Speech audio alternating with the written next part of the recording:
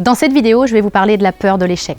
Cette fameuse peur de l'échec qui nous empêche bien souvent de nous mettre en route. Donc mon intention dans cette vidéo, c'est de vous transmettre des clés pour faire changer votre regard sur l'échec et ainsi faire en sorte que vous n'ayez plus peur d'échouer. Mon nom est Nathalie Martin, je suis coach en éveil de conscience et je vous accompagne à créer une vie qui vous fait vraiment vibrer. Vous pouvez découvrir dans la description qui accompagne cette vidéo tout le détail de comment je peux vous aider. Nous sommes très nombreux à avoir peur de l'échec. Dans un premier temps, j'ai envie de vous demander qu'on s'interroge sur c'est quoi l'échec au juste. La définition pure, c'est quand on n'obtient pas le résultat que l'on attendait. Ce qui veut dire, quand on y réfléchit, que l'échec en lui-même, ce n'est qu'un résultat, ce n'est qu'une information par rapport à une action que j'ai menée. Et ce qui transforme cette simple information et ce simple résultat en réel problème, c'est la perception que nous avons par rapport à ce résultat. Et il faut bien reconnaître que cette perception, elle dépend énormément de notre culture et de nos croyances. En France, par exemple, l'échec nous fait très peur parce que nous faisons une corrélation et un lien logique entre nos résultats et notre valeur en tant qu'être humain. Ce qui signifie que si jamais j'échoue, j'en déduis que je suis nulle et que la terre entière va se rendre compte du fait que je suis nulle. Et ça me fait énormément souffrir. Alors qu'aux États-Unis, par exemple, l'échec fait simplement partie intégrante du parcours.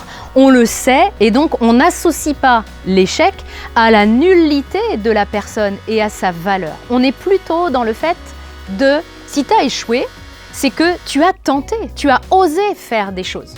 Autrement dit, si tu n'as jamais rien échoué, c'est probablement que tu n'as pas tenté grand-chose. Donc, l'échec est beaucoup mieux accepté. L'échec, par conséquent, c'est juste, et on le voit bien, une information. Et cette information et ce résultat, je vais pouvoir les utiliser. On peut prendre ne serait-ce que l'exemple d'Edison, qui disait « J'ai trouvé 10 000 façons qui ne fonctionnent pas quand il a cherché à inventer l'ampoule. » Il ne s'est pas dit « J'ai raté 3 fois, je suis nul et puis je ne vais pas recommencer. » Ou les sœurs Tatin que vous connaissez peut-être et qui ont raté leur tarte aux pommes, et c'est devenu la fameuse tarte Tatin. Elles ne se sont pas dit « Notre tarte, elle est nulle et on ne peut rien en faire. » Elles ont utilisé l'information et le résultat de leur tarte pour rebondir et créer quelque chose de complètement nouveau. Le problème avec l'échec, ce n'est pas l'échec en lui-même, c'est la perception que nous en avons et surtout c'est la peur que nous avons d'échouer. Cette fameuse peur de l'échec qui nous empêche même de nous mettre en route. On voudrait tellement qu'elle s'en aille et je vais vous donner des clés tout de suite pour ça. Mais avant, c'est important de souligner que la peur de l'échec, elle a aussi des côtés positifs. Parce que c'est grâce à elle que je vais faire de mon mieux pour pouvoir réussir. C'est grâce à elle que je vais faire des efforts. Parfois, j'ai tellement peur d'échouer que je vais en faire encore plus et donc mon résultat va être encore plus important. Dans la vie, rien n'est ni blanc ni noir et la peur de l'échec non plus. Donc je peux l'utiliser et vous pouvez l'utiliser pour en faire plus et pour mettre donc le maximum de chances de mon côté pour pouvoir réussir. Ça, c'est le côté positif de la peur de l'échec. Maintenant, comme toute chose, la peur de l'échec a aussi des aspects négatifs et c'est souvent cela que l'on perçoit beaucoup plus. Côté négatif, notamment parce que elle fait que beaucoup de personnes se sentent complètement paralysées face à elle. Et ces personnes préfèrent bien souvent ne même pas tenter plutôt que de prendre le risque d'échouer.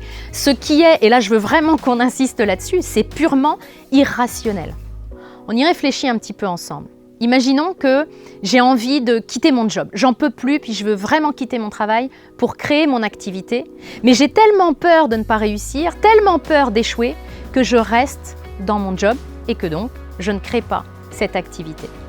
Ce qui veut dire, quand on y réfléchit, que j'ai déjà échoué.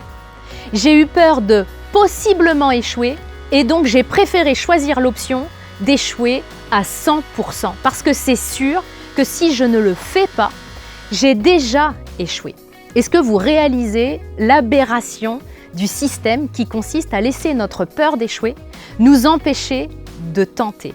Et vous pouvez faire cet exercice avec tout ce que vous avez déjà eu peur d'échouer par le passé et que vous n'avez même pas tenté, ou tout ce que vous avez peur d'échouer aujourd'hui, et vous en arriverez dans 100% des cas à la même conclusion qui est que si vous ne tentez pas, vous avez déjà échoué. Ça peut être un mantra, ça. Si je ne tente pas, j'ai déjà échouer. On peut le prendre plein d'exemples par rapport à ça. Je voudrais être en couple, mais j'ai peur que ça ne marche pas. Ouais, mais si j'écoute ma peur et que du coup, je ne me mets pas en couple, je reste célibataire, donc j'ai déjà échoué dans mon couple. Après, si je préfère rester célibataire, c'est mon truc et ça se respecte. Mais si c'est la peur d'échouer qui m'empêche d'aller tenter l'aventure avec quelqu'un, bien là, j'ai déjà échoué. Surmonter notre peur de l'échec, c'est donc hyper important parce que c'est comme ça qu'on va pouvoir se réaliser pleinement. Et pour ça, c'est fondamental de dédiaboliser l'échec et d'être parfaitement à l'aise avec lui. Comment ? Bien, dans un premier temps, ce que je vous conseille, c'est de l'écouter, votre peur de l'échec, parce qu'elle pourrait bien vous donner des billes, comme nous l'avons vu précédemment. J'ai peur d'échouer, qu'est-ce que je me raconte par rapport à ça et qu'est-ce que je peux faire pour ne pas échouer? Puis dans un deuxième temps, cette peur de l'échec, elle va aussi mettre en lumière des blocages que j'ai à dépasser.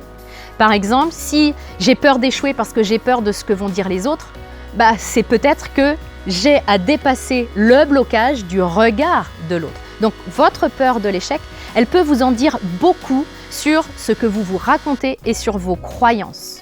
Donc l'idée, ça ne va pas être de ne pas vous mettre en route et d'écouter votre peur de l'échec, mais ça va être d'écouter ce qu'elle a à vous dire parce que vous allez identifier clairement des leviers d'évolution personnelle. Le deuxième point important pour dédiaboliser l'échec, c'est de lui redonner sa juste place. Et sa juste place, c'est que ce n'est pas une catastrophe ni la fin du monde, c'est juste le résultat d'une expérience. L'échec est bien souvent une étape vers le succès. On considère à tort qu'il y a d'un côté la réussite et de l'autre côté l'échec, alors que finalement les deux sont du même côté. Je dois traverser l'échec pour aller à la rencontre de ma réussite. On parlait d'Edison tout à l'heure. S'il n'avait pas échoué 10 000 fois, il n'aurait pas réussi à inventer l'ampoule qui lui tenait tant à cœur. Et c'est la même chose pour de nombreuses réussites.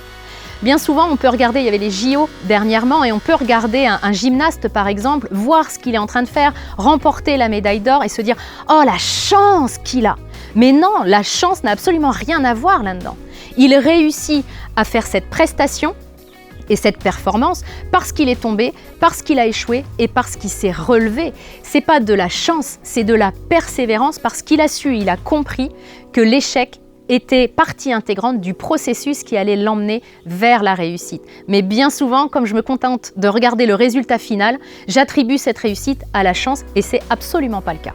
Troisième point important pour dédiaboliser l'échec et être à l'aise avec le fait d'échouer, c'est d'aller explorer le pire, d'aller vraiment creuser. Qu'est-ce qu'il se passe dans le pire des cas? Et si j'échoue vraiment bien comme il faut, il va se passer quoi dans ce pire des cas? Parce que bien souvent, je vais m'apercevoir que dans le pire des cas, c'est pas si pire que ça. Puis j'aurai aussi des apprentissages et je vais m'apercevoir que ma peur d'échouer, finalement, ce n'est qu'un rideau de fumée. Un rideau de fumée derrière lequel se cachent mes plus belles réussites. Donc, allez explorer le pire, imaginez ce qui va se passer dans le pire des cas pour faire face vraiment à votre peur et voir ce qu'elle a à vous dire et aussi avoir un coup d'avance. Parce que si je suis déjà en train de me demander il se passe quoi si ça ne fonctionne pas? Je suis déjà en train de créer une solution et de créer un plan B. Et donc, je vais être complètement à l'aise avec le fait que ça ne fonctionne pas puisque je sais que j'ai un coup d'avance et que j'ai déjà imaginé le pire. Quatrième point extrêmement important, il s'agit de se détacher du résultat. On fait tout pour réussir, c'est un fait. Mais il arrive que même en faisant tout, même en faisant notre maximum, ça ne marche pas. On ne contrôle pas tout et tout ne dépend pas de nous.